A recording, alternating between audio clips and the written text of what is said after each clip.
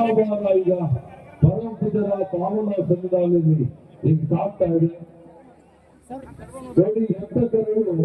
ಮುತ್ತು ಕೊಟ್ಟ ತಾಯಿ ಈ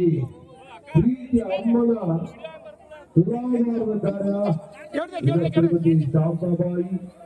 ಸನ್ಮಾನ್ ಬಾಬು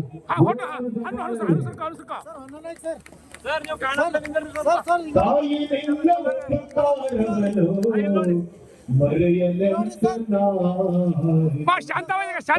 ನಿನ್ನ ಉಪಕಾರವನು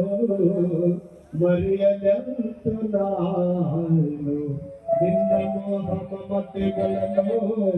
ಬಣ್ಣಿಸಲು ಸಾಧ್ಯವೇನೋ ಮತೆಗಳನ್ನು